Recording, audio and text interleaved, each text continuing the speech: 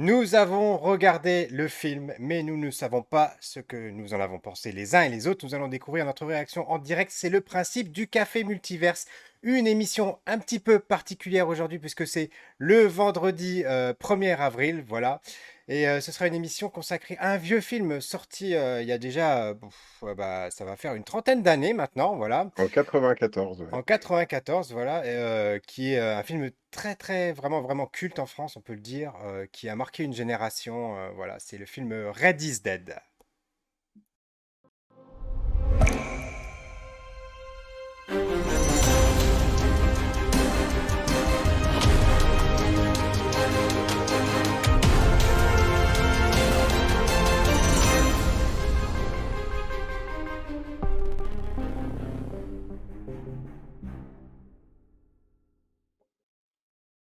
Bonjour et bienvenue dans ce 63e épisode du Café Multiverse, une émission exceptionnelle, je vous le disais, puisqu'aujourd'hui on ne va pas parler d'un film récent, ni d'une série, ni d'une BD, mais bien d'un vieux film, puisqu'une trentaine d'années maintenant c'est vieux, même si nous on est des Mm. quarantenaires, voilà. Une émission encore plus spéciale, puisqu'aujourd'hui on reçoit Cowboy Étoile. Bonjour Cowboy Étoile, Bonjour. qui est un de Salut nos, Cowboy Étoile, qui est, enfin, voilà, qui est un de qui nos quitte la zone des fidèles. commentaires pour venir co-présenter avec Voilà, il nous, a quitté formidable. sa zone de confort pour venir avec nous présenter l'émission que je retrouve et je retrouve donc cette semaine encore à nouveau Greg Dyser. Bonjour Greg Salut Dyser. Pierre, ça va? Donc j'ai rappelé Très le content, principe. Oui, pardon, très vas-y. content de faire cette émission avec toi, vraiment. Oui, super, super ravi. Je suis Je crois hyper qu'on en, content, on en parlait hyper depuis le content. début, hein, il me semble, hein, Ouais, voilà, de parler de ce film, c'est une de nos grosses références. c'est clair. À tous Et les trois d'ailleurs, je pense aussi, hein. Toi aussi, Cowboy et toi là. je suis très content de participer à cette émission. Oui, oui, oui, c'est un film que j'ai découvert vraiment, vraiment récemment. Et alors, avant que tu rentres tout de suite dans les détails, on va quand même rappeler le principe de l'émission. Donc, j'ai dit, d'habitude, on découvre les réactions en direct. Bon, là, c'est vrai qu'on n'a Mm. pas, on s'est pas c'est pas briefé avant, donc ce sera quand même total impro, comme d'habitude. Donc, première partie de l'émission, on va essayer de pas vous divulgacher l'intrigue, même si, voilà, elle est très, très connue, voilà, que tout le monde a vu et revu ce film.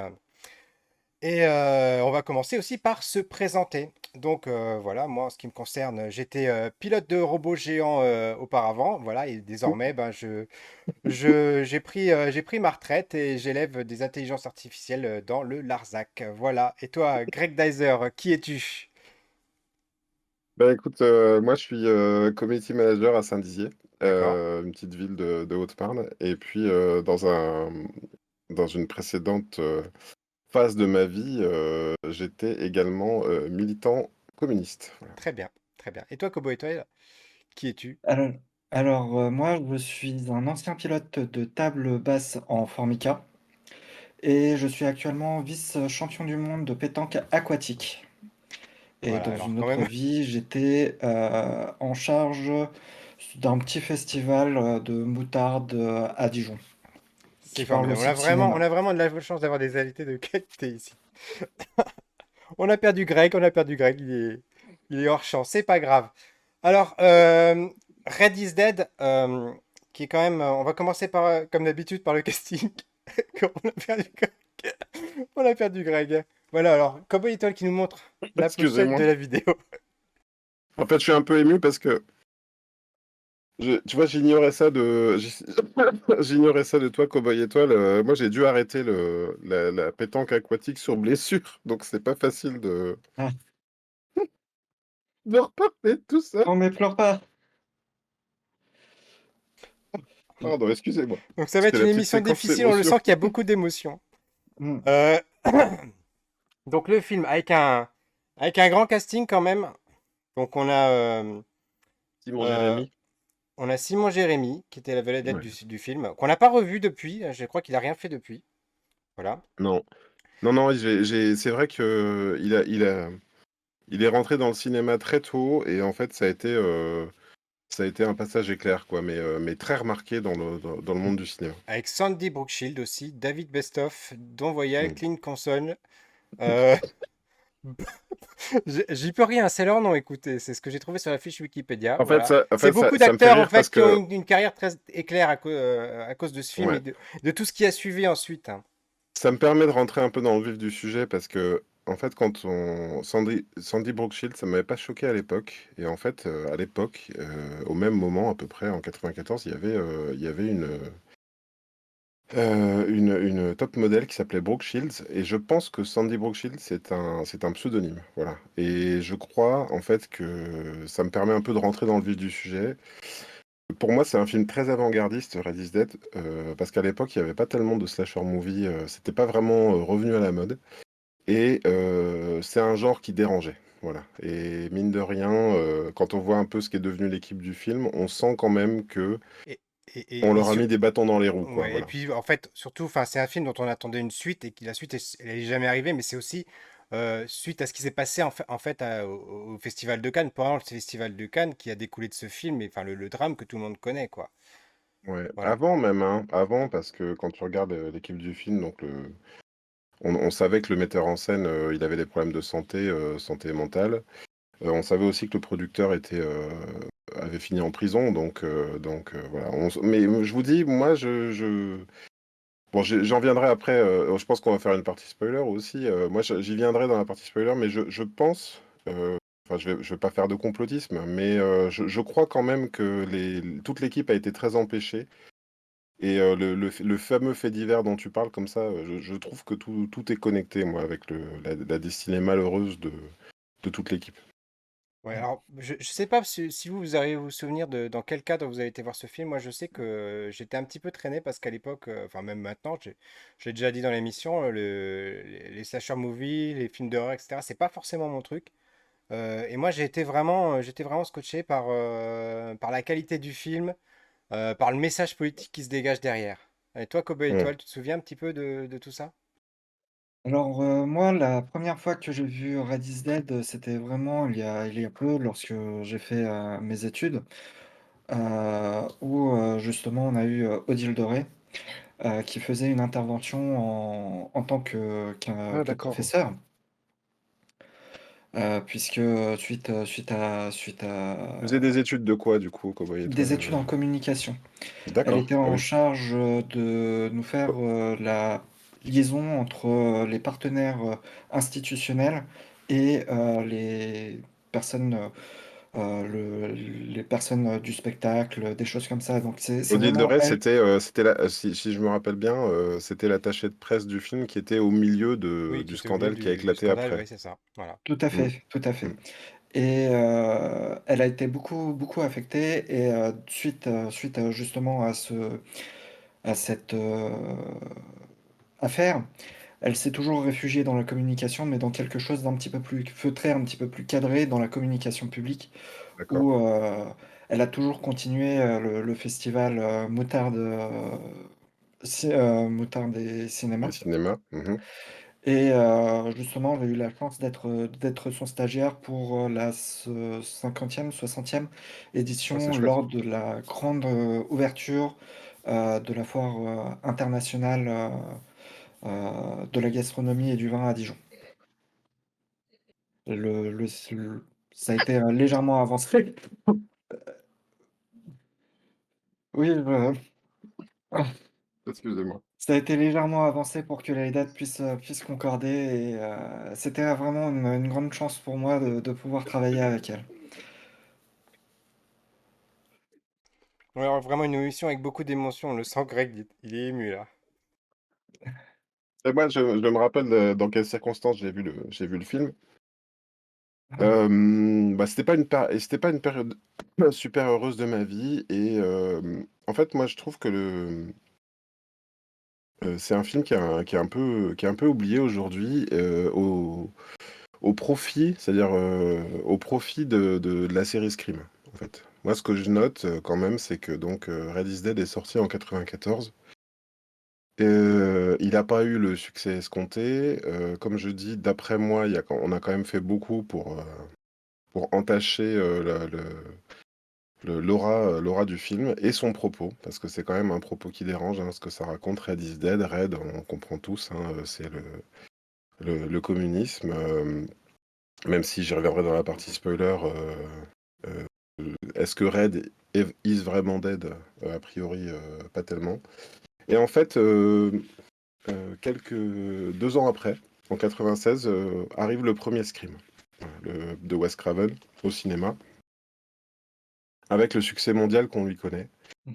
Et je trouve que pour moi, Red is Dead était un vrai précurseur.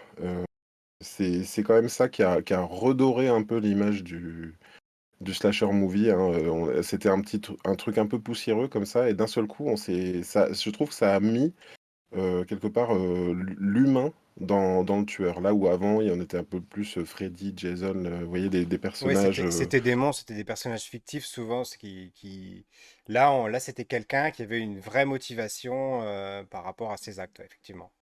Voilà. C'est vrai que c'est un film très engagé.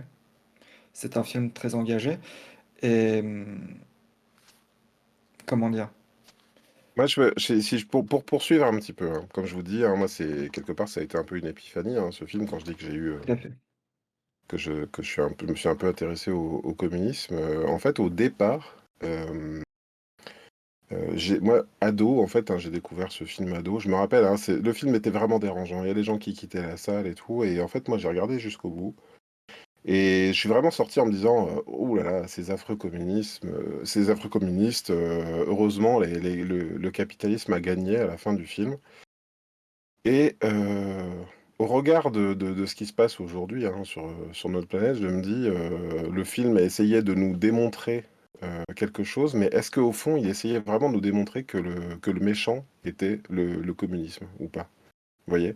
Parce que Simon Jérémy, qui joue, rappelez-moi le nom du personnage, euh, Benjamin. qui joue Benjamin. Benjamin. Hein, Benjamin s'en va, il a gagné à la fin, il écoute de la musique, il a battu Yuri. Alors, il pense avoir battu Yuri. Et en même temps, il part seul, voilà, hein, il a perdu Sandy, il s'en contrefiche en fait. Ça raconte quelque chose pour moi, cette scène finale du film. Bon, pardon, je suis dans Alors le oui, attention, spoiler, là, mais t'es déjà excusez-moi. en train de spoiler. Enfin, je sais que le film Bon, a 30 ans, mais on a dit qu'on essayait quand même de allez, ne pas trop révéler, de garder... excuse-moi, tu couperas au montage. Mais en tout cas, voilà. Moi, je trouve que le propos que tient le film, en fait, qui est un petit peu décalé comme ça, en fait, démontre quelque chose au regard de la politique d'aujourd'hui. Qu'est-ce que vous en pensez, vous? Tu le rejoins, toi, Kobolito, là-dessus? Ça t'a marqué, toi aussi, on va dire, parce on était des adolescents à cette époque-là. Politiquement, ça t'a marqué? Ça t'a imprégné quelque chose, ce film? Vu que je l'ai découvert vraiment sur le tard, durant les années 2010, oui, je me suis vraiment, ça a été une sorte de flash, où justement avec les années Macron, quelque chose comme ça, Mhm, on, on- on a l'impression que l'on revit un petit peu ce rêve américain, 30 ans encore, hein, mhm, le discours communiste de, de ce film fait encore écho aujourd'hui. C'est ça qui est percutant, alors que le film a été fait en 94. C'est ça qui est très remarquable, et il n'a pas perdu une ride de son message. Moi, je me souviens que ça m'avait. Je suis passé totalement à côté du message politique. Je l'avais vraiment pris comme un divertissement au premier abord. Et c'est après, c'est en le revoyant encore et encore. Il y a Mm, plein de petits détails dont je parlerai aussi dans la partie spoiler qui m'ont marqué. Et mhm, il y a pas que, ça parle même pas de capitalisme, ça parle aussi de monarchisme et tout. C'est vraiment impressionnant. mhm.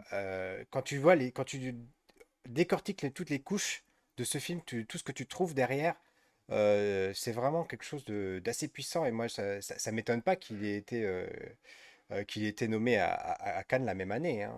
Voilà, hein. mm. Mmh. Tout à fait. Oui, je disais, c'était un film qui avait un traitement de la violence qui était très particulière. Je me souviens qu'à l'époque, c'est d'ailleurs de là que ça découle, je ne sais pas si vous êtes au courant, mais après sa diffusion, il y a eu la création de la PETA aux États-Unis parce que les gens Mm. qui étaient là, qui ont vu le film au Festival de Cannes, du coup, ont vu la violence envers les animaux et ça a créé, c'est depuis cette époque-là qu'on voit dans tous les films, attention, aucun animal n'a été maltraité dans cette scène. Et c'est depuis ce Mmh. film. Alors, on l'imagine pas comme ça, on se dit, voilà, c'est un petit film français, etc., qui n'a pas eu un gros succès, Mmh. mais il y a quand même tout ça qui a découlé de ce film, quoi. Euh, C'est l'autre sujet polémique du film, c'est que on, au départ, effectivement, je crois que ça a été fait à une période où on prenait beaucoup moins soin des animaux dans les films. Et il y a beaucoup de gens qui étaient choqués par le réalisme cru, effectivement, de la violence envers les animaux. Et même, je me rappelle très bien des pétitions qui essayaient de faire retirer le film parce que beaucoup de gens pensaient que, enfin, c'est un peu, pareil, je spoil un peu le film, mais pensaient que le chat Toto. qui était mort, ouais, Toto, le chat qui était sur le mur était un Peut-être vrai chat. trouvé. Ouais. Et Ouais, ça, mais je ouais, sens l'émotion dans ta voix. Je me souviens qu'à l'époque, c'était quand même une scène qui était vraiment, vraiment très prenante. Mm. ouais, ouais. Ça t'avait Je marqué, toi, déteste les Cowboy chats Étoile? cependant, hein, mais bon. Moi, ce qui m'avait le plus marqué, c'était justement les interventions du présentateur, interprété par Serge Lurens, euh, où il décrivait de manière méthodique les morts de manière très abjecte. C'était vraiment la caricature d'un PPDA et d'un Laurent Pierre Ruquier. Perdon, ah non, d'accord, ah oui, carrément. Hardisson et Hmm. cette politique de l'animateur spectacle qui met en avant tous ces meurtres était pour moi quelque chose de très choquant, de très abject. Et c'est quelque chose qui, moi, m'a vraiment rebuté. Et je m'en veux d'avoir imaginé un jour voulu devenir un animateur comme le personnage de Serge Durens, hein. Hmm. C'est Mais vraiment. heureusement, c'est pas ça que tu es devenu, puisque si on t'a invité avec nous ici aujourd'hui, c'est que on sait que tu es un animateur bienveillant. Mm. Et ouais. Écoutez, je sais pas si on devrait pas déjà passer à la partie spoiler parce qu'en fait, ce film, on a tellement de choses à dire, il est tellement riche que Hmm. j'ai peur qu'on tourne vraiment en rond. Donc, je vous propose qu'on passe tout de suite à la partie spoiler.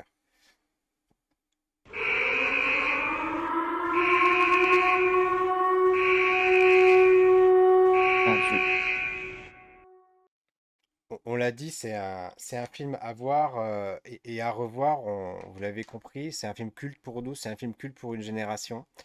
Et il y a des gens qui n'ont pas compris certaines scènes, comme par exemple la scène des clés de la voiture. C'est quand même Hmm. une allusion parce qu'à un moment donné, il dit ouais, je suis un descendant de Louis XVI. Alors nous, on dit qu'est-ce que ça vient foutre dans le film là? Mais en fait, Hmm. c'est ça, c'est pour ça, parce que je sais pas si vous savez, mais Louis XVI, il adorait réparer, trifouiller les serrures. Et ça, c'est une Mhm. allusion directe au truc. Et donc, on voit il y a des couches comme ça. Je vais vous parler des couches tout à l'heure dans la première partie. Ça parle aussi de la position de la monarchie par rapport à la France, par Hmm. rapport au fait qu'il y a beaucoup de gens qui voudraient voir revenir un roi. Et puis il y a aussi toute cette image du roi président qu'on vit d'ailleurs aujourd'hui politiquement. Mhm. Voilà, on est un Hmm. petit peu avec la Cinquième République qui est à bout de souffle. On le sent très bien, Hmm. ça. C'était déjà décrit. On était en 94, c'était vraiment précurseur, hein. Hmm. Oui, et puis moi, tu vois, je connaissais pas cette histoire de descendance dans le film. Mais par contre, je trouve que la scène elle est très révélatrice, effectivement, de ce propriétaire qui a tellement de biens, qui ne sait plus, c'est-à-dire que entre les clés de sa Mustang décapotable et les clés de son manoir, il ne sait plus laquelle est laquelle, quoi, tu vois. Et je trouve qu'effectivement, ça raconte beaucoup de choses, comme le fait qu'il soit très équipé dans sa voiture avec des appareils dernier cri. Il y a ben, merci pour ton analyse, Pierre. Moi, il y a autre chose que j'ai repéré, c'est quasiment au même moment, et c'est pour ça que j'y pense. C'est cet appel qu'il reçoit dans sa voiture sur son téléphone de voiture dernier cri. C'était avant les téléphones portables, hein, 94, on ne se rappelle plus, mais voilà, c'était comme ça. Et là, on brise le quatrième mur parce que soudain, un proche de Benjamin lui téléphone pour dire attention derrière toi. Alors qu'est-ce que c'est? Est-ce que c'est un spectateur qui est du côté? Est-ce que je me suis dit, tu vois, avec là, je crois que j'en suis au 184e visionnage tellement c'est culte pour moi. Et je me suis dit, tu vois, si ça se trouve, c'est ce que raconte le metteur en scène là, c'est on est tellement du côté des capitalistes, de ceux qui ont la villa, la piscine, tout ça. On est tellement de leur côté. On a tellement envie qu'ils survivent, hein, parce que c'est ce que le film essaye de nous raconter, que à ce moment-là, est-ce que c'est pas au fond un spectateur, tu vois, ça brise le quatrième Ouais, mur c'est qui vrai. vient Ouais, prévenir, j'avais pas tu vu vois, comme ça, ouais. Voilà. Et ça, pour moi, j'y vois presque un miroir. C'est-à-dire que c'est le film opposé à Funny Games, tu vois. Vous l'avez vu, Funny Games Non. Non? Non, D'accord. malheureusement, non. Ben, en gros, je vais pas trop vous raconter, mais il y a un moment donné, donc c'est des gens qui sont très très très méchants. euh, et qui ils sont à un moment donné ça loupe quoi, ils se retrouvent à pas avoir réussi à faire une victime de plus et du coup ils saisissent une télécommande et ils rembobinent le film et pour réussir quand même finalement à donc là c'est un gros spoiler mais on est dans la partie spoiler aussi et là moi voilà j'y ai vu la même valeur et alors que Funny Games c'est un film des années 2000 je crois au début des années 2000 là donc encore une fois chapeau cocorico parce que on avait un cinéma français qui était quand même très burné, quoi, qui avait pas peur d'essayer de tenter des trucs, quoi.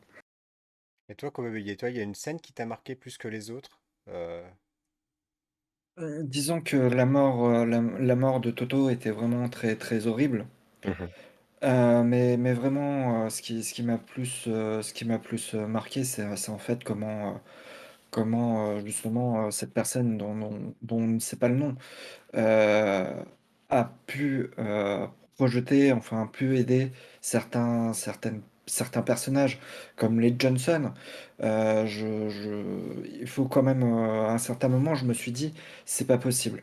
Mhm. Ça pour qu'on en sache autant, Mhm. le Yuri, le tueur, Mhm. ça doit être forcément quelqu'un, de son entourage, je sais pas, Jim ou Clint Conson, Mhm. pardon, Jean-Paul, et c'est quelque chose où justement c'est quelque chose qui est encore imprégné. Mhm. Et c'est Moi, ça qui est terrible, parce qu'en fait, on n'a pas eu la suite, alors qu'on voit bien que c'est une Non. fin super ouverte et qu'il laisse plein de questions en suspens. Mhm. Et je suis vraiment déçu, moi, qu'on n'ait pas eu une suite à ce film. Excuse-moi, je t'ai coupé, Greg. Non, non, c'est moi. En fait, pour moi, les Johnson, je pensais pas forcément à ce que ce soit, parce que c'est vrai qu'on n'a pas l'identité de Yuri. J'ai jamais pensé que c'était un pseudo. Je pensais que c'était vraiment le nom du personnage qui incarne Mmh. le communisme ou la pourriture communiste, comme dit Benjamin. Moi, je pensais que les Johnson arriveraient dans le 2, puisque là, on a Benjamin qui s'en va, qui a sa fin heureuse, hein, Mmh. qui fait sonner la cucaracha avec sa voix de klaxon de la cucaracha. Donc on se dit, bah ça y est, lui, il est parti, il part au Mexique, quoi. Et en fait, je me suis dit, vu que Yuri ressort, je me suis dit, les Johnson sont censés arriver juste après. Donc ils vont tomber là-dessus et ça va être les prochaines victimes. Et moi, les Johnson, j'ai toujours imaginé que ça puisse être une famille complète avec enfants et tout. Donc voilà, je m'attendais vraiment. Et moi, C'est ma, c'est ma pareil. grosse déception de la licence. Moi, je me suis dit, est-ce que finalement, ils voulaient pas s'en prendre au Johnson, mais comme les amis sont arrivés plus tôt que prévu, c'est Mhm. tombé sur eux par hasard, tu vois. Et que leur première victime, c'était Johnson, parce que Johnson, non américain, tu vois la différence. Mhm. Donc je me suis dit, ça m'a toujours tiqué. Et Mhm. je suis frustré que 30 ans après, on n'ait toujours pas la réponse, quoi. Ouais. Bah, il faudrait, voilà, moi je vais faire un petit appel, hein, comme on est des gros influenceurs et qu'on est vu beaucoup, énormément, hein, par toute la grande famille du cinéma. Voilà, moi j'aimerais faire un appel aux metteurs en scène, à ceux qui, voilà, qui pensent qu'ils ont quelque chose à dire. Je pense qu'il y a moyen aujourd'hui de faire Red is Dead 2, de contenter la masse infinie de fans, parce que c'est vrai que c'est pas. Il y avait peu de gens au cinéma, hein. Moi, quand j'y étais, il y en a quand même plusieurs qui sont partis pendant la séance. Mais c'est un film qui a su gagner une vraie communauté de fans par la VHS, par Mmh. le DVD, je crois qu'il y a eu un Blu-ray aussi. Tu me confirmes, Tout Kobo à Étoile? fait. Oh, la vache. Mais quelle chance tu as. Il Aïe, est aïe. dur à trouver celui-là. C'est un des rares. C'est Mhm. un des rares, et justement, on a, dans les bonus, derrière, Mhm. la version, d'origine non, remasterisée avec les bruitages à la bouche à l'ancienne, D'accord. puisque, on était aussi en 94 durant la grève des doubleurs. Ah oui, exact. Donc, ce sont vraiment les comédiens qui, à un certain moment, ont fait les doublages, à la bouche. Je pense que c'est aussi ça qui a provoqué, le fait que le producteur a été en prison et que le metteur en scène a l'asile Mhm. parce que, il y a eu vraiment une volonté de faire le plus réaliste possible. D'accord. Mais, Et mais, puis, mais de fait, il respectait pas la grève, c'est ça? Si je comprends bien. ben, disons que ce sont vraiment les acteurs, qui ont fait eux-mêmes, certaines séquences doublées entièrement à la bouche, D'accord. certains Ouais, et puis bruitages. oui, et puis comme tu dis, il y a eu une vendetta contre eux parce que c'était un peu paradoxal d'un côté, enfin, ils dénonçaient le capitalisme, etc. Et puis de l'autre côté, ils n'ont pas soutenu la grève des doubleurs. Donc je te rejoins, Greg. Je pense qu'il y a eu quelque chose contre eux. Il y a eu vraiment quelque chose au plus haut sommet de l'État sur lequel on ne saura probablement jamais rien. Ça fait déjà plus de 30 ans maintenant, voilà.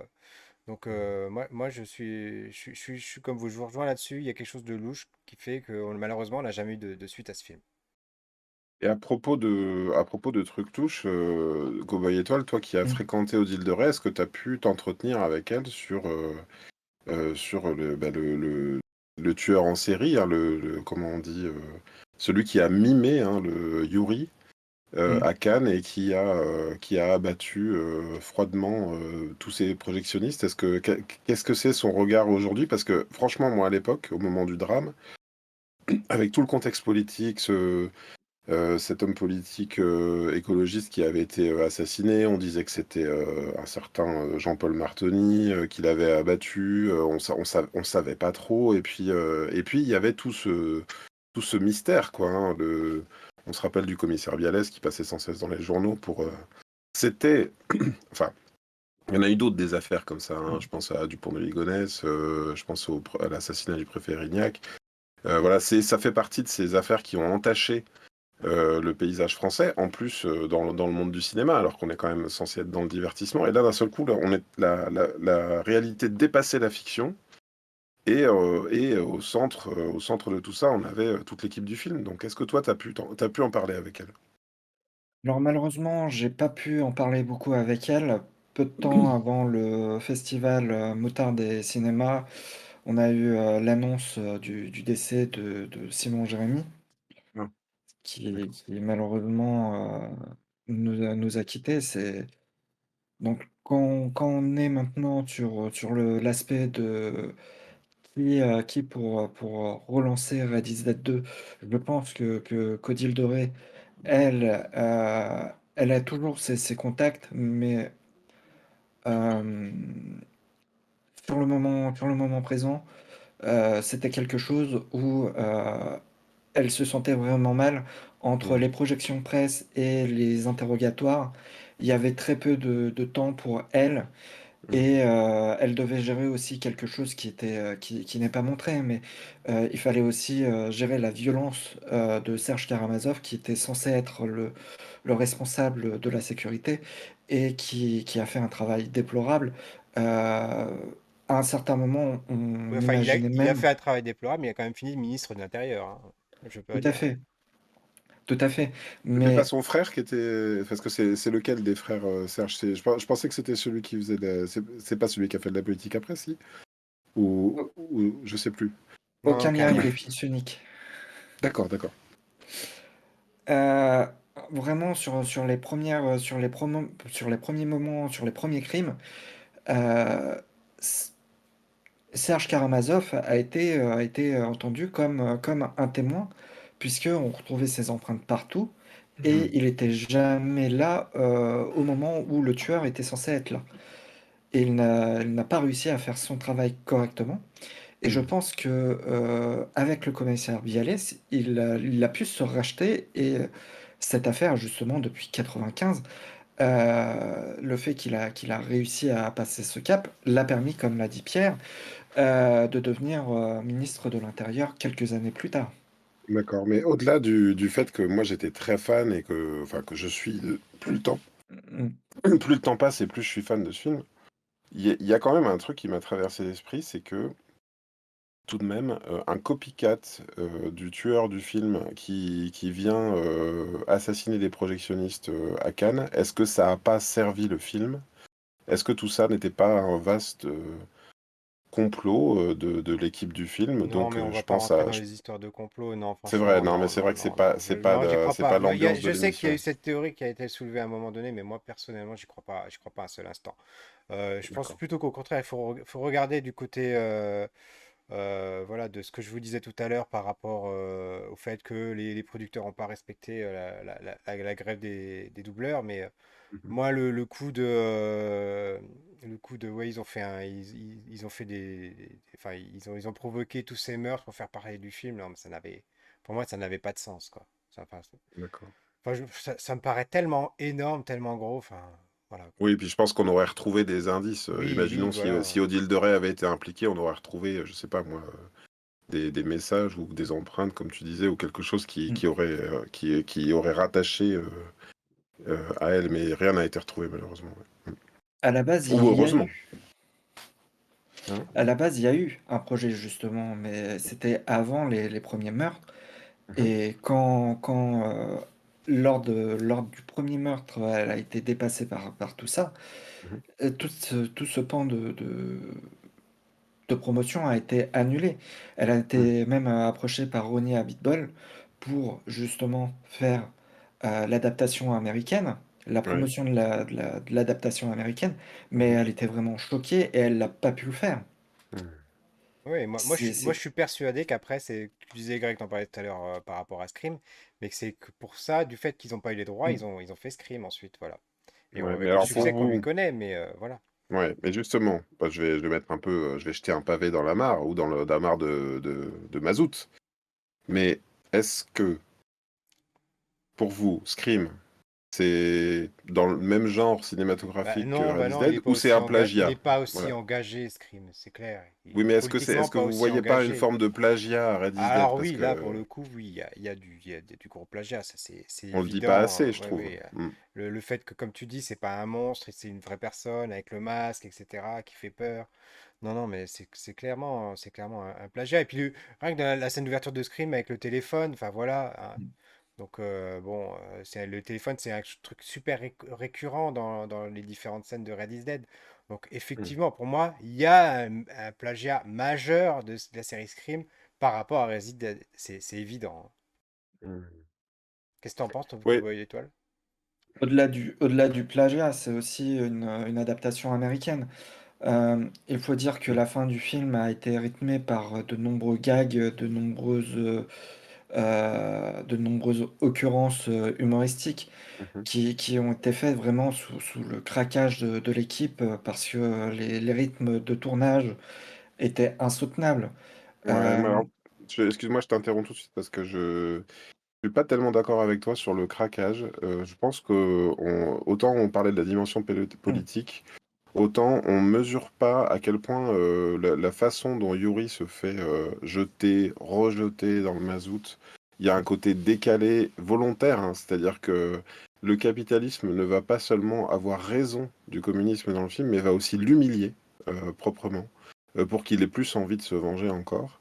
Et là, moi j'y vois autant, je fais un parallèle en fait entre ce film-là qui serait un peu le mariage entre un Scream, même si Scream a tout plagié et a tout pris hmm. à Red is Dead, et un Scary Movie. Moi, j'y ai pensé en regardant Scary Movie. Je me dis, Red is Dead, il a inventé deux genres, c'est-à-dire il a remis au goût du jour le slasher, et il a aussi montré qu'on pouvait faire rire, mais rire jaune avec du slasher.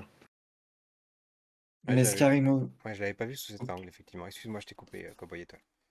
c'est moi qui m'excuse. Effectivement, Scary Movie a été un petit peu euh, la suite, la filiale de Rituel, ouais. Red is Dead, même Mm. si justement le plus gros du travail, c'est les As qui l'ont produit. Et je pense que c'était vraiment sur juste avant le fait que le metteur en scène soit interné, que ces scènes ont été créées, Mhm. que les scènes ont été tournées et qu'il n'y avait pas eu la possibilité de tourner de nouveaux rushs, que la fin a été aussi humoristique, même si le Mm. propos du film Ouais, elle est un n'est peu pas bâclée, celui-là. la fin, c'est vrai, hein. Je pense que Et c'est ça qui je, lui a porté préjudice à ce film. je pense, ouais. Ouais, ouais. Mm. Et je pense aussi que certaines personnes du Parti communiste ont été humiliées par ce film. Mm. Par les propos, par le fait, ben, comme disait Greg, d'être jeté, rejeté dans du mazout, manquait plus que les plumes, et puis c'est bon, on a le châtiment Les de... plumes y sont avant, hein, parce que tu sais, à un moment donné, Mm. il y a Oui, oui, la quand symbolique des Yuri plumes avec. se Ouais. bagarre avec un canapé, là, quand je vois comment ça s'appelle, les pubs poltron et sofa partout sur YouTube, je me dis, mais vraiment, qu'est-ce qui a loupé, quoi? Comment ce film a pu louper l'évidence, quoi? C'est-à-dire le public, plutôt, hein, comment le public a pu louper tout ça? Après, moi, au-delà de ça, j'ai cru comprendre aussi que le comédien Simon Jérémy, bon, je veux pas dire du mal de lui, mais paix à son âme, il y avait beaucoup de difficultés avec lui, notamment, il semblerait que les effets spéciaux le rendaient très malade. C'est-à-dire que il avait peur de la vue du sang, je crois, ou quelque chose comme ça. En tout cas, il avait tendance à vomir beaucoup. Donc Mm. ça a rendu la production de la fin du film assez compliquée. Ça, C'est j'étais vrai pas au qu'il courant, effectivement. c'est vrai qu'il avait des gros problèmes de santé, il vomissait beaucoup. Mhm. Euh, Ensuite, je pense qu'il avait aussi quelque chose qui était à travers lui à la fin, à la fin du film, à la fin du festival, on a appris, et enfin, Odile de Rey l'a très bien caché, hein, pour éviter que ce soit des scandales dans les magazines People, Mhm. euh, ces hospitalisations. Mhm. Ces nombreuses hospitalisations. Le fait qu'il ait arrêté de faire des films, a été toujours caractérisé par le fait qu'il soit consultant sur une chaîne de télévision ou sur un autre film pour Mhm. justement le mettre en retrait, D'accord. pour le préserver son corps, parce que les dernières années, il était intubé, il ne pouvait pas manger, il ne pouvait plus boire. C'était vraiment pour Odile un soulagement à Mhm. quelques jours de Motard et Dijon, Motard des cinémas, de lui Mhm. rendre hommage. C'était pas du tout un but à la base, mais on a dû revoir vraiment à la toute fin, en 24-48 heures, Mhm. tout le programme pour pouvoir mettre en place une filmographie sur lui, sur ses influences. Mhm. Et c'est un personnage qui malheureusement, j'ai pas eu l'occasion de le fréquenter, mais était Mhm. un grand homme du cinéma Oui. et travaillait très Rentrer dans le discrètement. cinéma très tôt, hein, Ouais, mm, euh, grâce à des contacts. Ouais. notamment l'ouvreuse qui par la suite lui a permis de rencontrer un premier patron de cinéma qui lui a permis, avec l'argent qu'il a pu réaliser avec le film, s'acheter plusieurs cinémas, avoir un petit complexe qui maintenant a été racheté par Lagomont, par Pathé, Mhm. de cinéma qui était aux alentours de justement Clermont-Ferrand, avec des salles un petit peu partout en France. On arrive déjà à la fin de cette partie spoiler. Est-ce que vous avez quelque chose à rajouter par rapport à ce film culte? Voilà, Bah oui, qu'on pour invite tout le monde à aller moi, voir. ce que j'aimerais rajouter, c'est voilà, voyez ce film, Mm. revoyez-le pour comprendre toutes les dimensions politiques. Il a jamais été autant d'actualité qu'aujourd'hui, je trouve. Et voilà, pour moi, on se dit, hein, Pierre, c'est déjà arrivé que tu te lances un peu contre le cinéma français en disant, mais pourquoi vous faites pas plus de films de genre ou C'est vrai. pourquoi transformer, voilà. À un moment donné, on se disait, un film français, qu'est-ce qu'il aurait fait de cette intrigue avec un couple dans un pavillon? Probablement pas ça. Un film classique français comme de nos jours. Donc, prenez-en de la graine, les Oui, c'est réalisateurs. vrai que ça, c'est une chose dont j'ai pas parlé. Tu me fais bien de me le rappeler. Hmm, Il n'y a pas cette chose, par exemple, qu'on trouve dans tous les films français, le coup de la tromperie, tu vois. Ça, hmm, là, c'est un limite systématique dans tous les films français de retrouver ces deux dimensions-là. Non, là, ils sont vraiment dans le slasher, vraiment dedans, à fond. Et mhm, il n'y a pas d'aspect moralisateur, enfin de faussement moralisateur. Il y a des messages qui sont transmis, mais ils sont transmis vraiment de façon de façon intelligente, après plusieurs lectures, on les comprend, Oui. voilà, on peut se remettre en question grâce à ça. Alors que ça arrive pas avec des gros sabots, avec les habituelles choses qu'on peut retrouver dans le cinéma français. C'est vraiment un film du genre et qui s'est quasiment arrêté net hein, dans le cinéma français, hein. On en a pratiquement pas revu depuis. Il y a des réalisateurs qui ont fait des films après, des films d'horreur, mais plutôt soit petit budget, soit aux États-Unis, mais côté Mm. cinéma français, il y en a malheureusement encore trop peu. Je peux le comprendre parce que quand on a un film aussi précurseur que celui-là, qui a la vie qu'on lui connaît, c'est-à-dire la vie médiatique, on parle de film maudit hein, dans ces cas-là, hein, quand il arrive autant de saleté à l'équipe d'un film, à tous ceux qui travaillent dessus, on se dit bon bah c'est un film, voilà, c'est un genre maudit, il faut pas que j'y aille, on va rester dans la comédie et peut-être même imaginer qu'il n'y ait pas eu tout ce battage et tout ce drame autour de ce film, peut-être même que tout le cinéma français en aurait été très impacté. C'est vrai. Mm. Un dernier mot, Cowboy Étoile sur Red is Dead? Et c'est très compliqué tellement il y a de choses à dire. C'est vrai que c'est une comédie, enfin, c'est un film, c'est un slasher et il a ouvert pas mal de voies et on a de la chance que maintenant on a des éditions Blu-ray. Je le remets là, on a des éditions Blu-ray qui existent, heu, avec, justement quelque chose qui rend hommage à ce cinéma de genre et c'est vraiment une version remasterisée vraiment, Mhm. je tiens à le dire, hein. On peut Mhm. remercier, Tu penses que ça heu valait le coup, toi, tu es content de cette version? elle corrige certains défauts puisque, là ça a été vraiment remasterisé sur les bobines de l'époque Ok. et On est dans un on a format 4 tiers ou 16/9 du coup? Est-ce qu'ils ont heu, réussi à récupérer les morceaux de la VHS qui manquaient, qui ont été coupés? c'est ça ils ont utilisé les intelligences artificielles, que Pierre, Défend, emploie, tellement. Oui. Ouais. dans son Il entreprise les dans le finance même, hein, Larzac. d'ailleurs, Pierre. Tout à fait. Mm. Pour pouvoir, reproduire, ce type d'image recadrée et il y a pas mal de détails qui maintenant, sur une version, physique, sont visibles, qui ne l'étaient pas avant et je tiens à remercier vraiment, la technologie, les collègues des entreprises, sur l'intelligence artificielle Mm. puisque, on a de nouveaux bruitages, on a restauré l'audio, des pistes, vocales, donc on a plus ce côté amateur, de 94.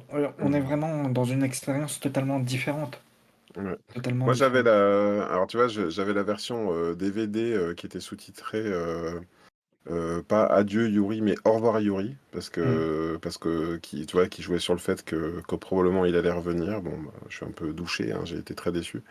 Mais je suis content parce que je vais pouvoir me procurer cette version-là. Merci beaucoup. Si tu as un lien d'ailleurs dans la Voilà, description de on l'émission vous pour. mettra le lien dans la description Mmh. s'il est trouvable, ou en tout cas sur la référence pour que vous puissiez le trouver. Et sans Génial. transition, on passe aux recommandations de la semaine. Voilà. Hop. Quelle émission. Euh, Que d'émotions. Mmh. Cowboy Étoile, tu es notre invité. Honneur à toi. Quelles sont tes recommandations de la semaine? Alors je vais partir sur quelque chose qui est totalement autre. Hem, un livre qui s'appelle Drag, l'autre Ok. visage des queens et des kings. Ok. C'est vraiment un livre, qui parle des drag kings, des drag queens, et des drag queers qui sont entre les 2.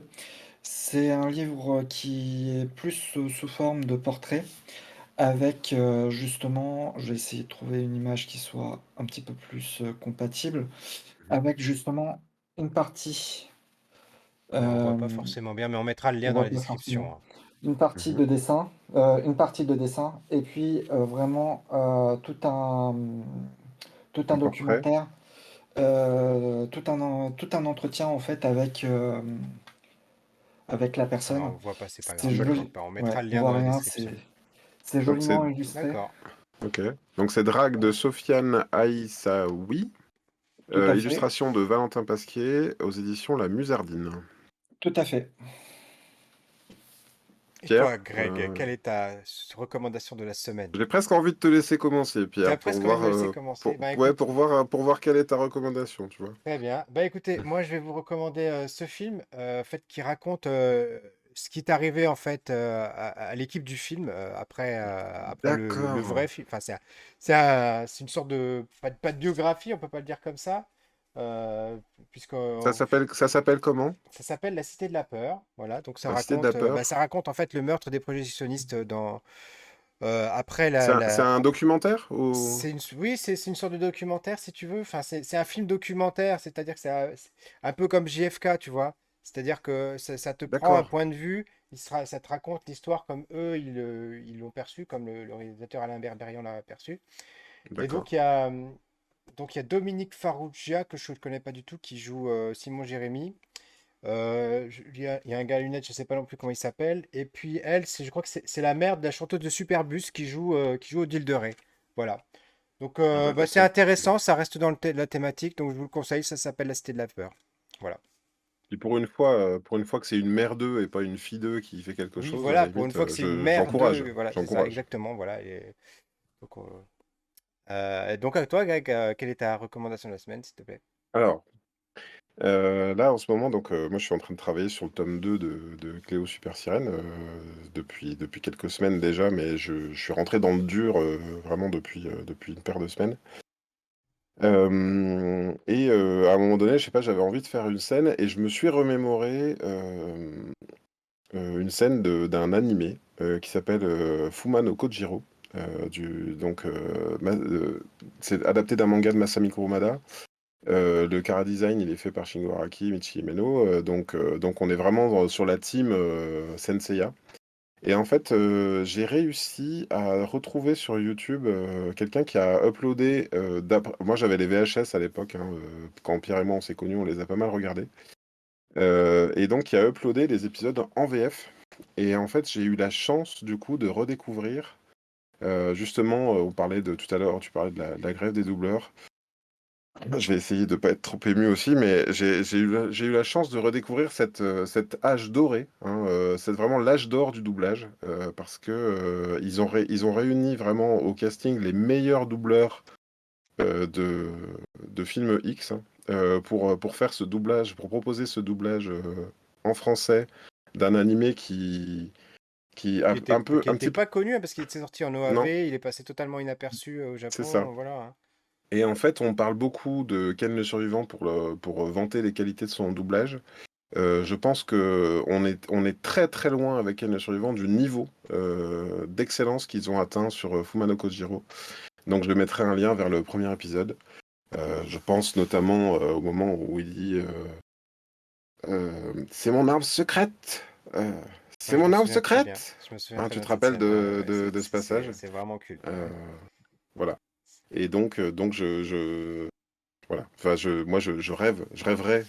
J'adore le doublage, hein. J'aurais rêvé d'atteindre, enfin, de Bah, participer à on des peut que se te souhaiter qu'une chose, c'est que Cléo sorte en animé et que tu puisses avoir des faire appel doubleurs aux de mêmes cette comédiens. qualité. Voilà, Eh ben, écoute, j'espère. voilà, Écoute, voilà. j'espère.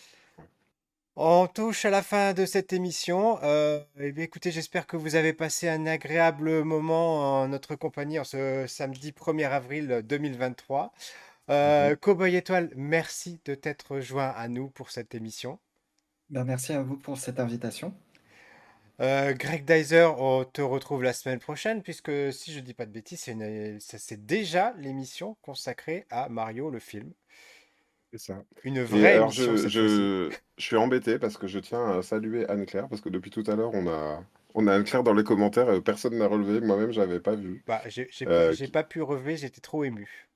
Voilà, c'est ça, on était trop dans l'émotion. Donc, merci Anne-Claire d'avoir relevé tout ce qu'on a dit. Elle a l'air d'accord avec tout ce qu'on raconte, donc merci à toi. Et à la prochaine. Alors donc on vous dit à très bientôt et Cowboy Étoile, on sera ravis de te retrouver bah, soit dans les commentaires, soit dans une prochaine émission. Ciao Mais ciao! oui, À vous. salut.